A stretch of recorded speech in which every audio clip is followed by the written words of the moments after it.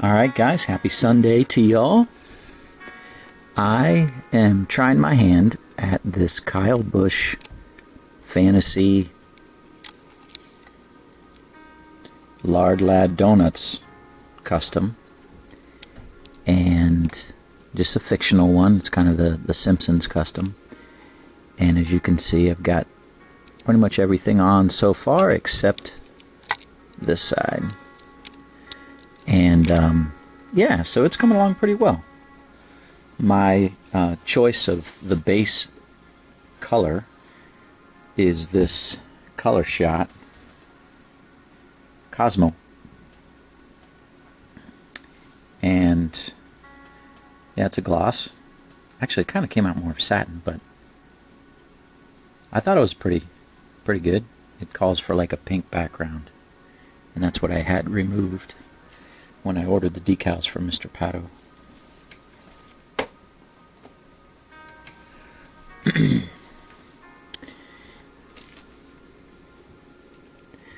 So let's get this on the side. You can see how I pre-painted around the spoiler here, because the decal goes all up and around it. So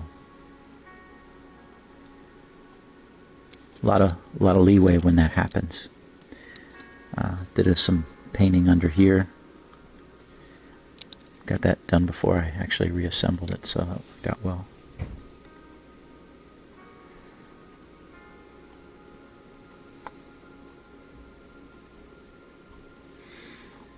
Yeah, every once in a while I like to try just kind of an odd paint scheme and give it a go. Something fun, right? Not a custom request, but just something fun that might be of interest to people. There's a few Kyle Busch fans out there. Might find an interest in this guy. But yeah, that's the joy of this hobby, if you haven't noticed. As much as I make customs for people, I also like to make just ones that I find are interesting. So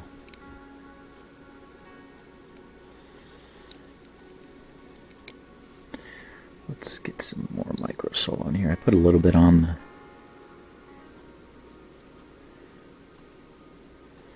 when it was sitting in the water.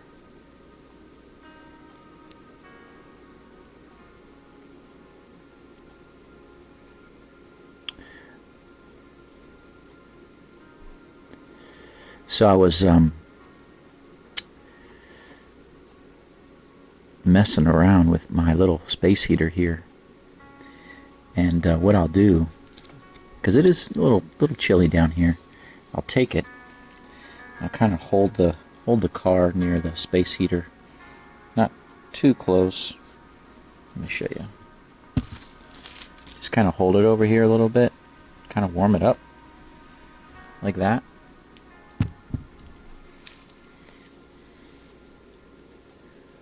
Just makes everything a little bit easier to work with.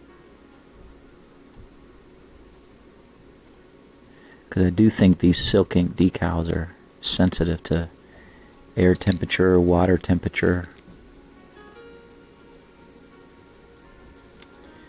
So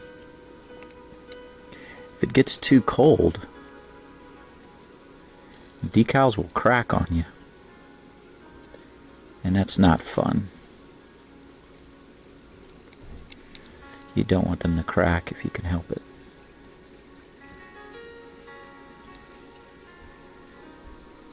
So the microsol helps. Let me back it up a little bit.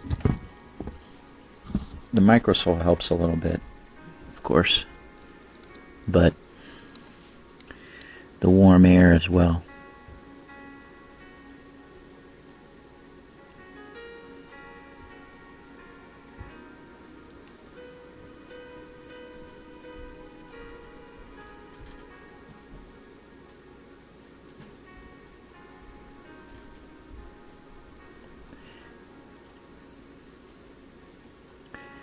trying to get this done before the race tonight.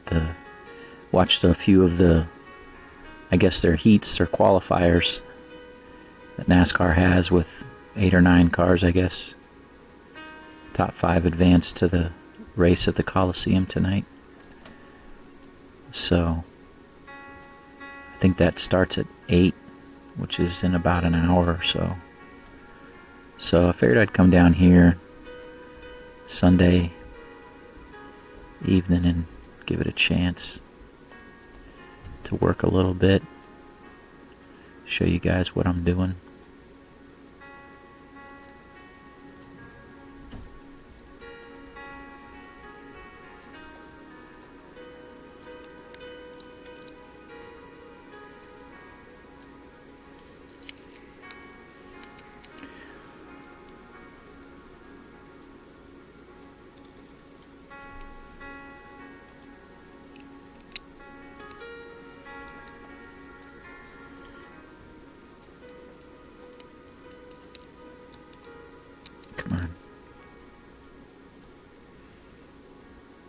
Wants to stick to my thumb, not to the car.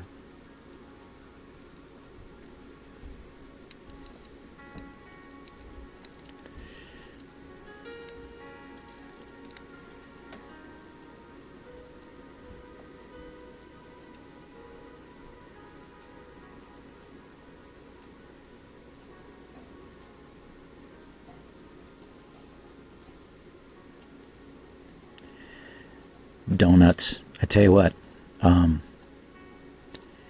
I've loved donuts my whole life. I don't know who doesn't like donuts. Not too many people. I remember my mom making donuts when we were kids. She would buy the biscuits that come like in a roll, and maybe like Pillsbury or something. And then she would cut out a hole of them. And then she'd kind of fry them and then put them in a bag of like cinnamon and sugar and shake them up. And we'd have those donuts, fresh hot donuts. Oh, man. And the little donut holes as well. Oh, my gosh. Just simple. Nothing complicated, but so good. And obviously donuts have gotten crazy with, Dunkin' Donuts, Krispy Kreme, and just going toe to toe.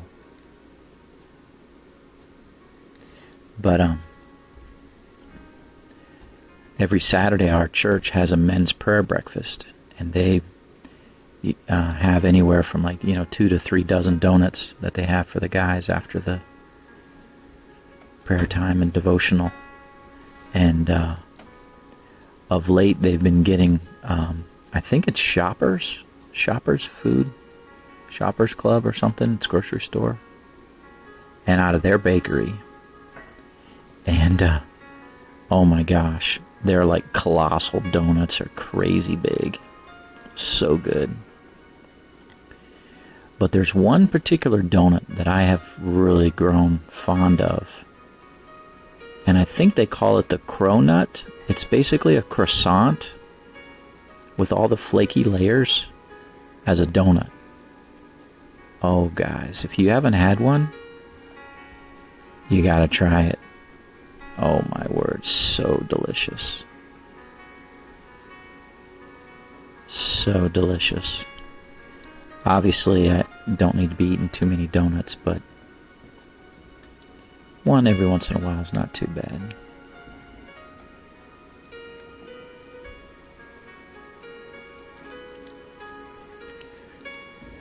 Okay. I think I got that where I want it to go.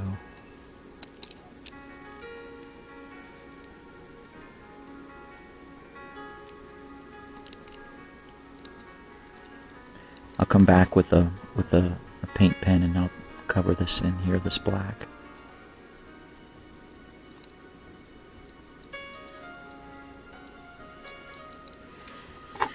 Okay.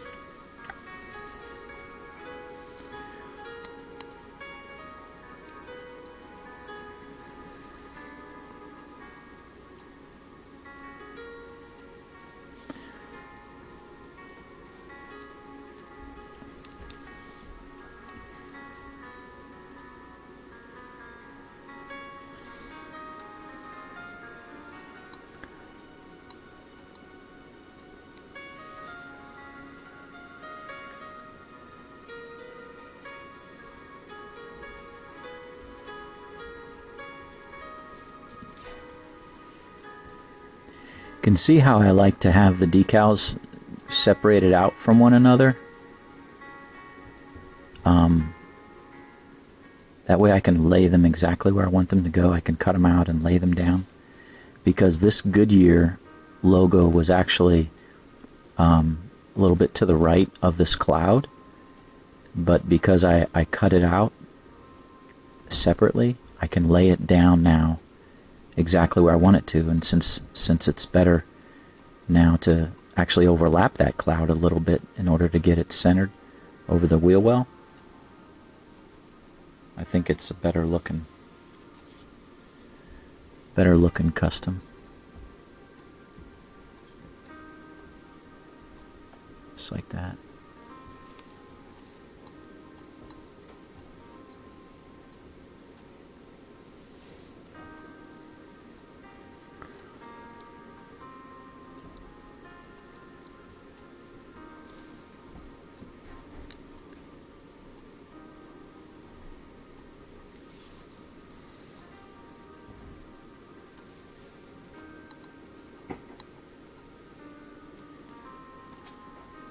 Okay, let's get this rowdy in place.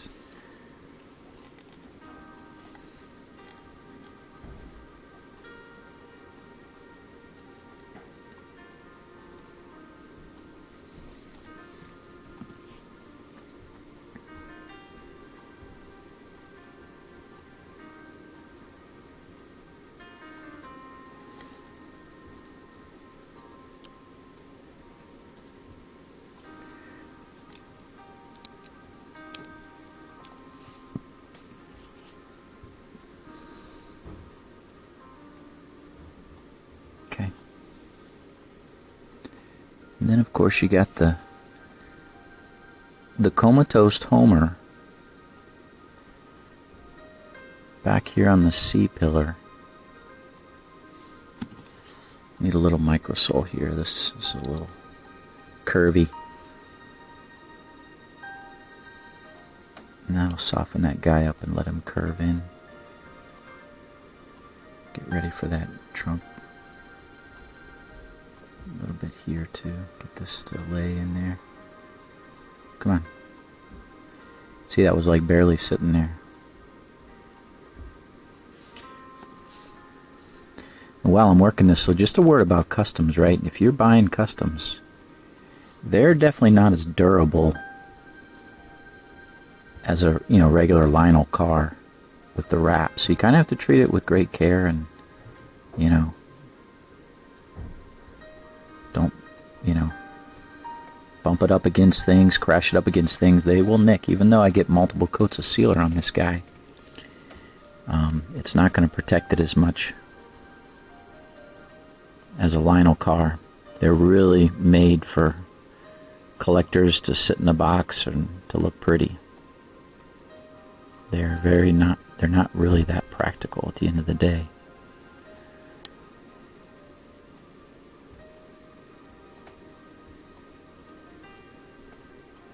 I mean, if you're going to use them for stop motion, I would be super careful, because they, like I said, they will nick relatively easy.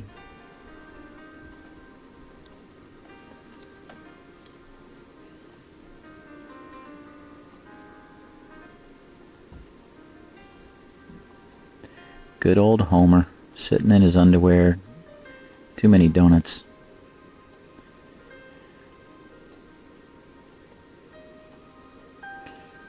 Knocked out.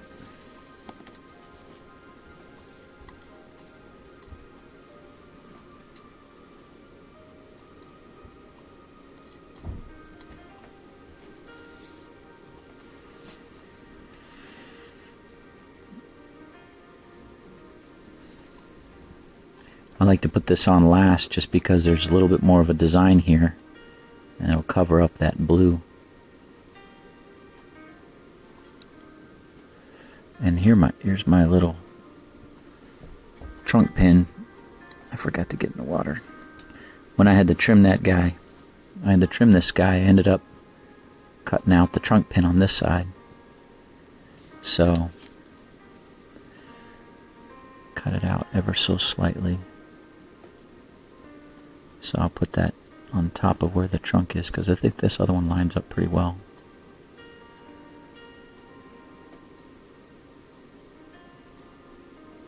Yeah, I'm not taking new requests just yet, guys. It's trying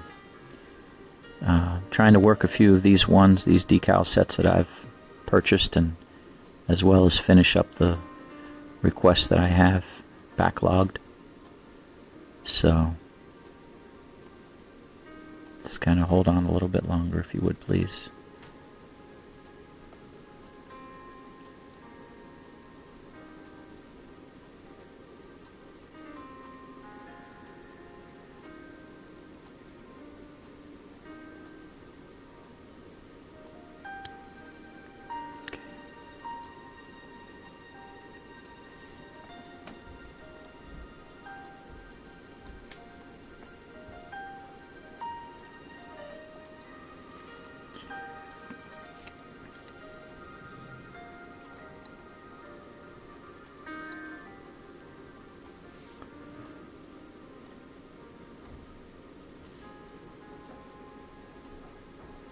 That little guy on top of that raised area. Yeah. Sweet. Okay. There she is. Like I said, I got a little bit of the touch-up painting to do. Black here. I'll do black roof lines. But just let this guy dry, and that'll be a wrap. Pretty cool. Pretty cool. Kind of fun, you know? Fun to make that car. So I'm just about ready to paint the spoiler yellow on this guy. And then once I do that, I'll start marking it up. I got some coats of sealer on this, and again, just about ready to get that Hail Melon scratched up side done. I've got this Kyle Busch truck here for you, Kyle. Mr. C.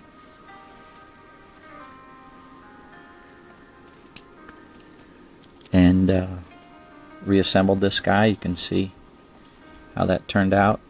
A lot nicer, a lot crisper where that enters in. So pretty happy about that. Got the hood in place.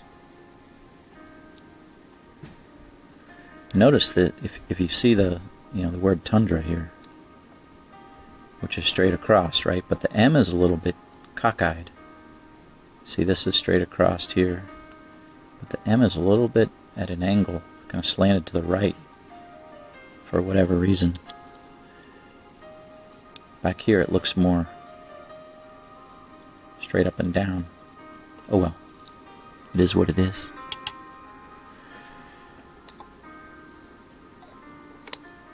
Alright, what else is going on in the toy shop? Got these guys painted, and this is at Kevin Harvick. Not the Hershey's one yet. This number 3. Okay, got these here, Kyle. These 3 rowdy ones. This guy's painted. Ready for those Chase Elliott Mountain Dew Baja Blast.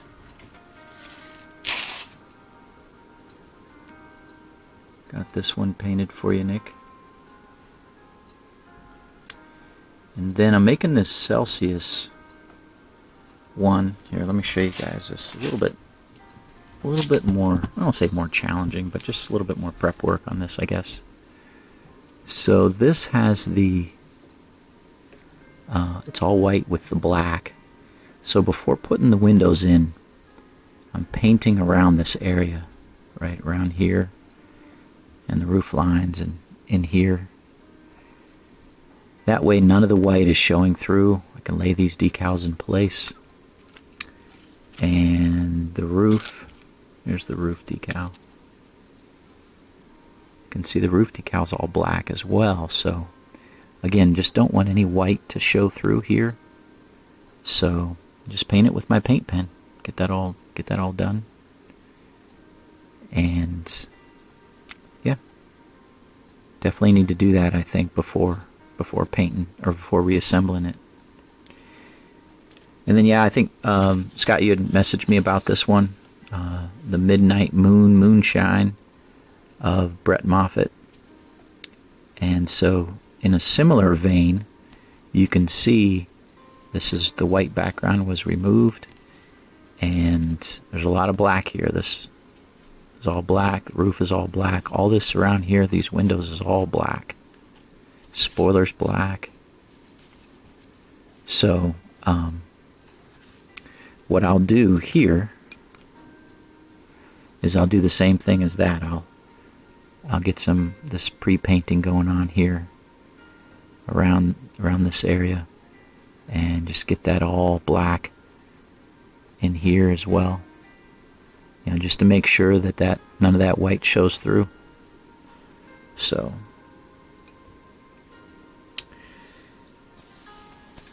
yeah, that's what's going on. Let's close this video with a verse, and we'll get upstairs and watch the race tonight.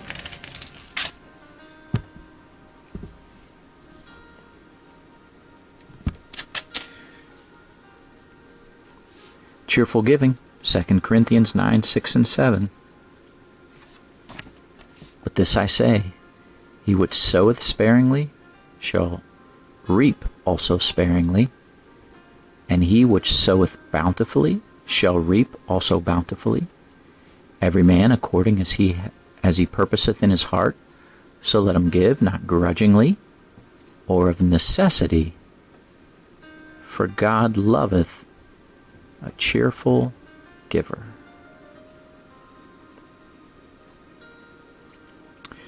So there's a number of references in the Bible to farmers and husbandmen, people that took care of property and planted, whether it's a vineyard or crops. And if you don't plant very many seeds, you ought not to expect a bountiful harvest. But if you sow a lot, if you sow bountifully, you're going to reap bountifully. And the teaching, the general teaching here, is that if you give, and you and I honestly don't think it's time, I think it's financially. If you give financially, you're going to be rewarded. There's a reward there. And at the same time, it's not to be given grudgingly, where okay, hey, you're coerced or you're tricked. No, it's you come and you want to give. You want to be a blessing to other people. You want to help sustain the ministries of the church, and you want God's kingdom to come, and so you prioritize that in your budget, and you give out of a loving heart. It says God loves cheerful givers. So just like I get challenged every year as plan out our family budget, how much are we going to give? How much are we going to commit to giving this year? I hope that you don't forget that God's work, yes, it has to happen with people, but it also can happen with funds, and it requires it, right? You can't have a ministry without money, and God works in people's hearts to give towards that work. And so consider being a cheerful giver, and you will sow bountifully. You may not get a response of money in return. You may get just blessed, a joyful heart, I will tell you from my life experience, guys, God has blessed me.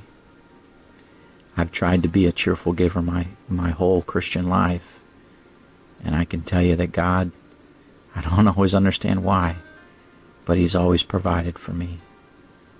My family has never gone hungry. We've never gone without a shelter. God has provided for me, and I've strived to be a cheerful giver my whole Christian life. And so just want to challenge you guys in that way tonight. God bless you.